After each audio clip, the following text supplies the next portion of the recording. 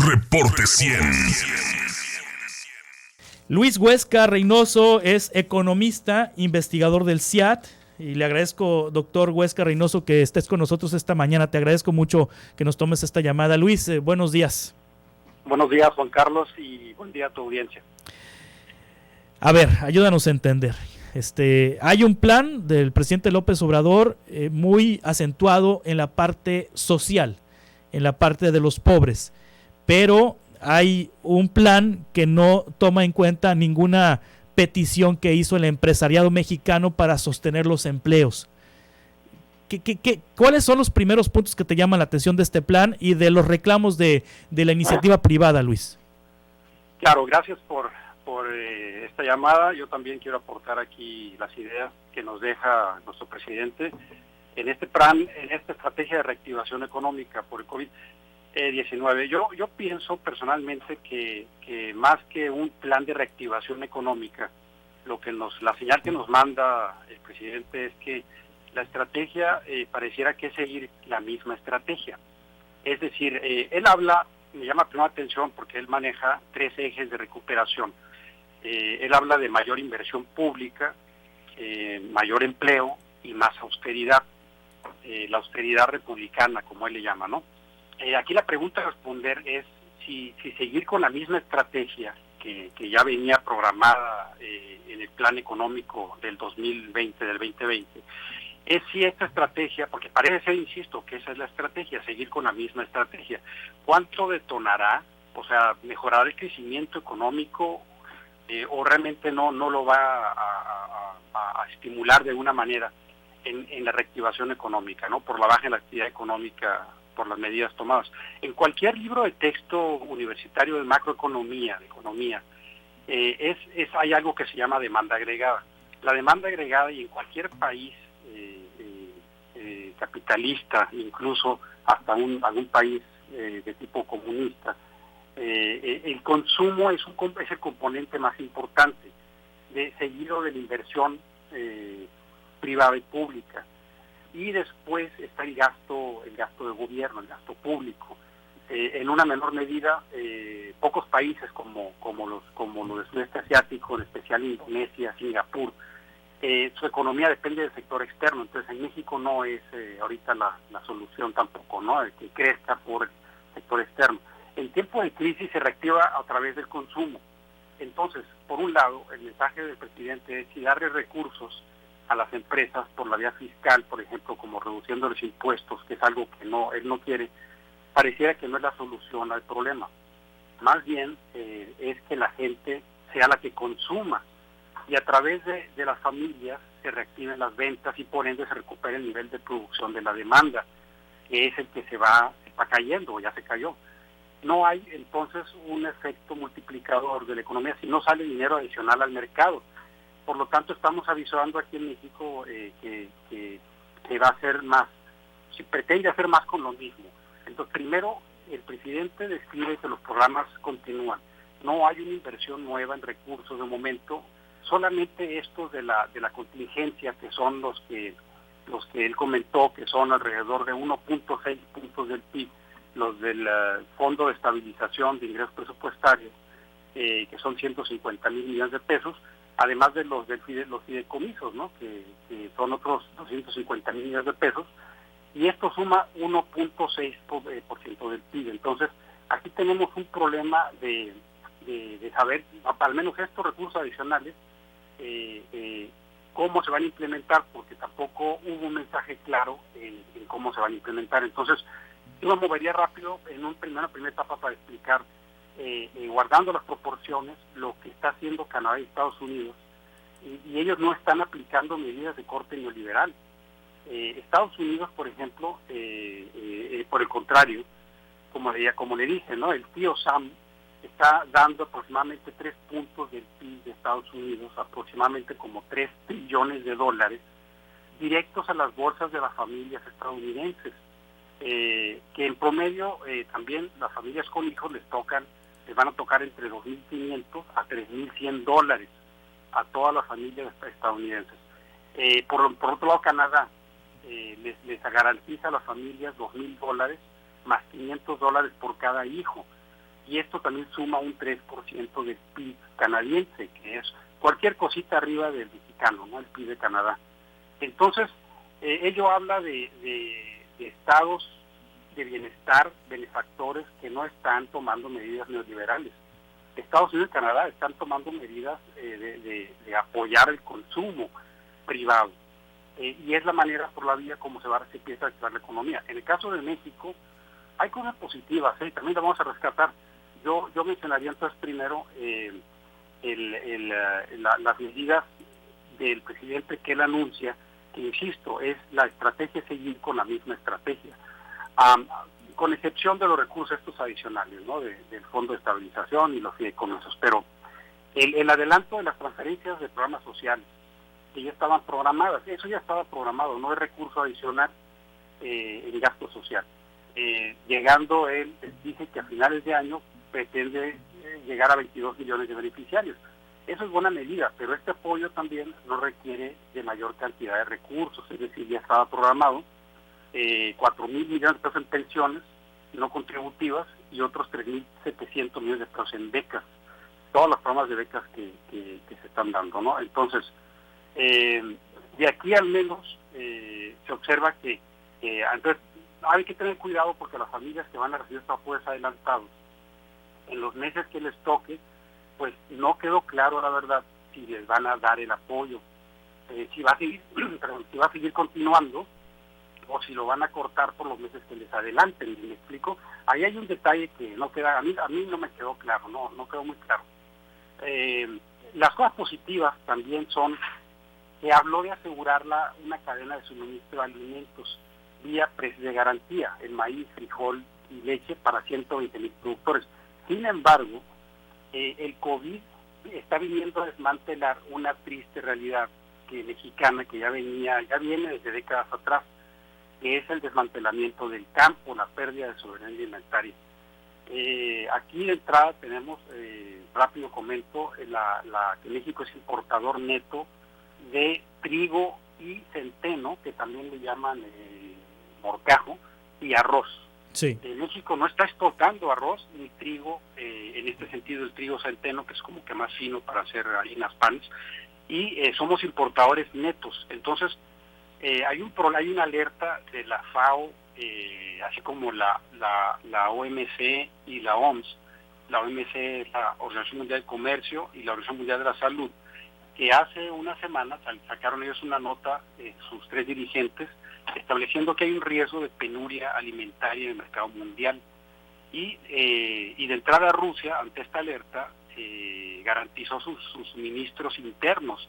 Y Rusia, lo comento porque es el primer exportador mundial de trigo. Entonces, de esto no se escuchó nada en el informe en este informe de gobierno, el quinto, como le llama él, trimestral. Y insisto también, habría que el presidente haber quedado un dato al respecto. Bueno, cosas positivas, él habla de extender a comunidades indígenas lo que era antes el Procampo, con otros 3,800 millones de pesos, 2,141,000 ejidatarios y comuneros. Pero esto es algo que ya venía, insisto, es la misma estrategia. Dijo el presidente que ya se trabajaba en un sistema de salud antes del coronavirus. Lo que está haciendo es que lo va a consolidar y ya estaría operando pronto para así responder a la demanda en atender terapia intensiva en caso de que necesite. La devolución de impuestos, dice él, no es la salida. Entonces, solo lo del IVA por devolución. Entonces, ese sí lo va a agilizar. Es la única medida que pareciera que nos anuncia, ¿no?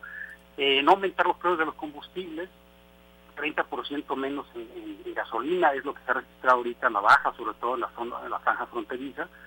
Pero esta baja, como ya vimos, es más bien por la baja en el precio del crudo.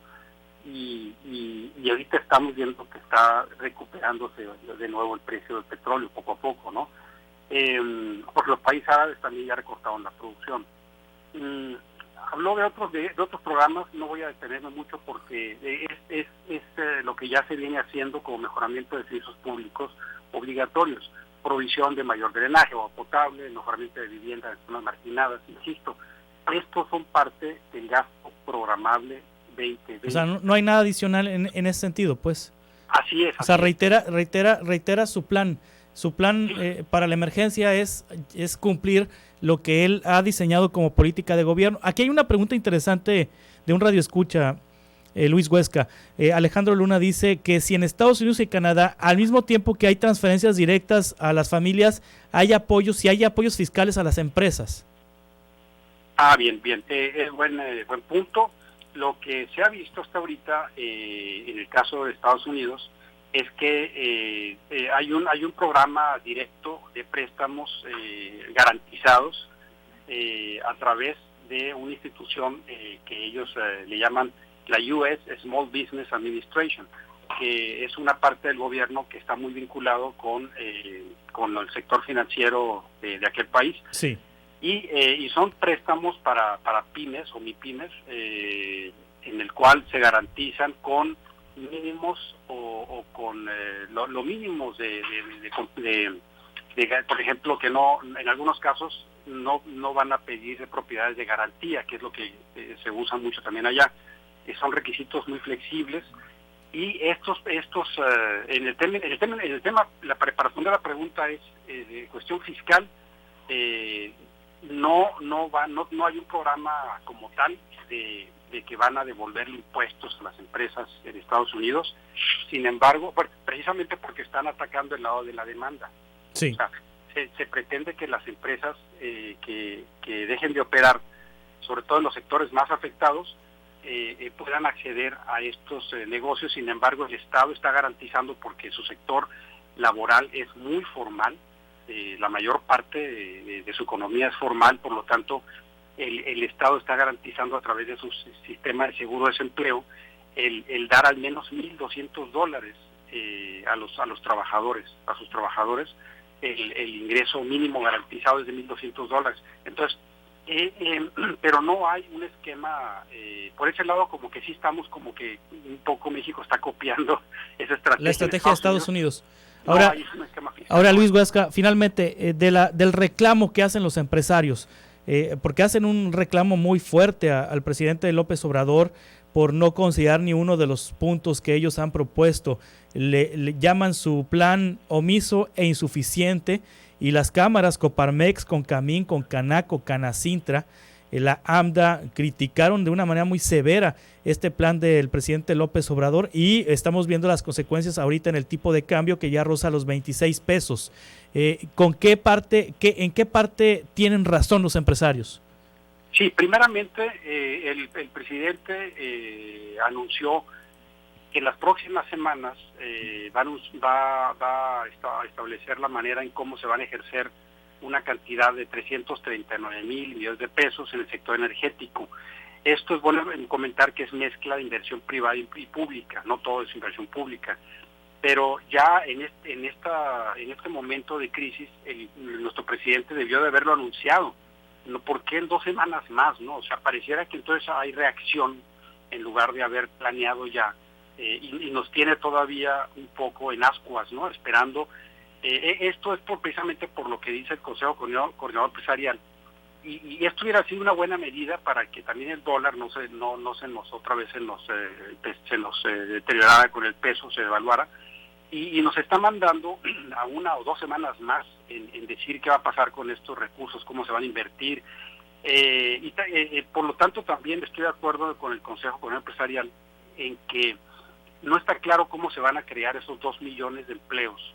Es muy fácil nomás decirlo, pero yo quisiera que nuestro presidente hubiera dicho la manera para generar esa cantidad de empleos. Se requiere que México crezca aproximadamente 7%, imagínate. O sea, ni China, ¿no? Lo vino haciendo en los últimos años. Sí lo estaba haciendo hace una década atrás China, que crecía a 10%, a 8%. Pero ahorita China estaba creciendo a 5%, a no más de 6-5%. Entonces, en este año de crisis que es avisora económica, no se observa cómo puede crecer México a tasas por arriba de 5% para generar esos 2 millones de empleos. Esto también tiene que ver por el asunto del Consejo Coordinador Empresarial. Hay una cosa en la que sí difiero con el Consejo Coordinador Empresarial. en que México, ellos dicen en su nota que de respuesta al informe del presidente, es que México realmente no tiene, ellos dicen que México tiene un mayor margen fiscal para enfrentar esta situación. Yo ahí difiero, porque México realmente no tiene un mayor margen fiscal para enfrentar esta situación. México sigue recaudando casi lo mismo que venía con Peña Nieto, es decir, de ingresos tributarios solo recauda 13.3 puntos del Producto Interno Bruto. Es de los más bajos en América Latina junto con Guatemala. Estamos casi en el mismo nivel de Guatemala en impuestos, en recaudación de impuestos nada más, ¿no? Incluso el Ecuador, por ejemplo, El Salvador, están recaudando en ingresos tributarios cerca del 18%. O sea, nos llevan 5 puntos en recaudación. Por lo tanto, ahí no es cierto que México tenga mayor margen fiscal. Por eso el presidente manda la señal de que paguen los impuestos las empresas en su declaración anual del 2019. Sí estoy de acuerdo con el Consejo en que posponer otro tipo de medidas de apoyo a las pymes y MIPYMES es como decir un día más perdido en detrimento de las familias. Y también estaría de acuerdo en que se están desmantelando problemas de soberanía alimentaria.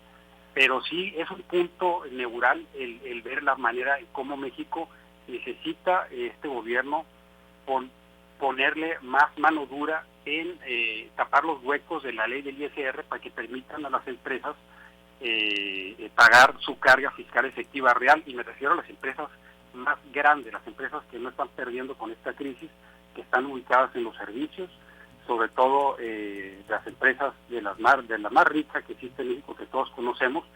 Este tipo de empresas deben de pagar su carga fiscal efectiva real, y en los últimos desde varias décadas atrás no lo han venido haciendo, y ahí hay mucho trabajo por hacer, ¿no? Muy bien. Sí, entonces siguen habiendo privilegios fiscales, aun cuando se ha hablado de que se han quitado, se están quitando las excesivas devoluciones por impuestos a las empresas, sigue habiendo un porcentaje alto por ahí. Y un reto en materia de salud, ya para terminar un poco ya se nos terminó el tiempo, Luis. El reto de detectar, y ahorita lo comentabas, con esta muerte de Magdalena, del primer caso, hay un reto en salud, y es para nuestro estado también, en la dificultad de poder detectar el COVID y de separarla de las enfermedades no transmisibles, ¿no? Claro. Como las EPOC, las que vienen del tabaco, por ejemplo, las neumonías. Son 120 muertes diarias en el país vinculadas al tabaquismo. Entonces, ¿cómo diferenciar estas de las del COVID si no se implementan estrategias, aunque sean locales, de poder hacer las pruebas más rápido? Claro. Gracias, Luis Huesca, por tu comentario y tu análisis sobre este plan que presentó ayer el presidente López Obrador. Muchas gracias. Estamos en contacto. Hasta luego, Juan Carlos. Es el doctor Luis Huesca Reynoso, doctor en economía, es investigador del CIAT. Reporte 100.